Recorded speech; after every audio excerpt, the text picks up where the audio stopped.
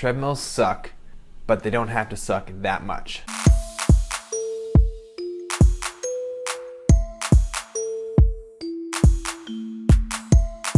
Hey guys, it's Dan from Bucket List Fit, and I am talking about running on a treadmill today. Treadmills are great for the wintertime or if there's a big rainstorm or something like that, but a lot of people complain that they actually give you more injuries, they're really boring, and they actually give you less motivation over time. So here are my tips to help you lower your chance of injury and to increase your motivation to run on a treadmill. So I'm just gonna make this video quick, point by point, and just list off everything that I thought about for running on treadmills.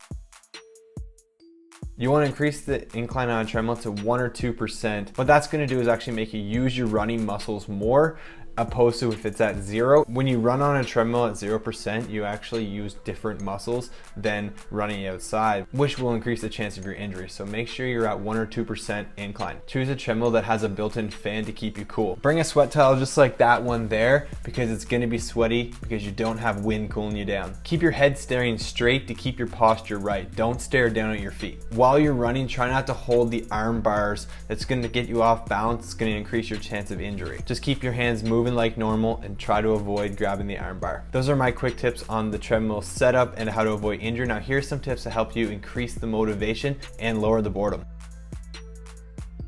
When you first start running, start slower than your normal slow pace. It's going to give you a chance to warm up your body a little bit more. Then you can slowly graduate into your running easy pace. It's always a good idea to start off slower on a treadmill because it can be a little abrasive. Bring an actual workout with you that you can follow along. So it can be something that tells you to move the incline up to 3 or 4% for a couple minutes and then back down. It's a really good idea to bring this with you just so you have something else to think about other than just staring straight ahead of you and getting really bored. If you don't have a workout to bring with you, think about using one of the pre-programmed workouts that are built into the treadmill that have hills or something like that, just to get your mind off the fact that you're just straight running. If you have all these little mini workouts, you can break your run into a couple minutes at a time. Another good one is to listen to music, but a tip beyond that is to find songs that actually are longer. The longer the song, the shorter your run is going to seem. And then on top of that, you can try to find long playlists of songs that have music that seamlessly go into another song, so it feels like there's never a song that ends. That's a really good way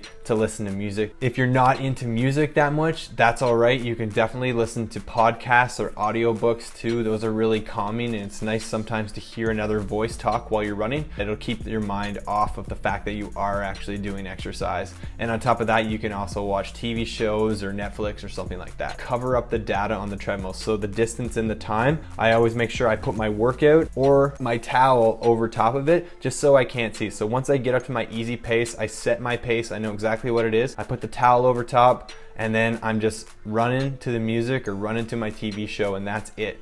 I don't focus on that time or distance ticking away. I find that data is almost an annoyance, and it makes me think about how I want to get off, and it makes me focus on the fact that I have all this more left to run, when really you should be trying to focus on short blocks of running, if anything. So these were just like my quick little tips about running on a treadmill. Hopefully these will help you get less injured and be less bored on the treadmill, and then you can use it when the weather is bad or when it's cold like right now. So thank you very much for watching. Be sure to subscribe so you can keep following along with this first 5K video series and keep going after those goals.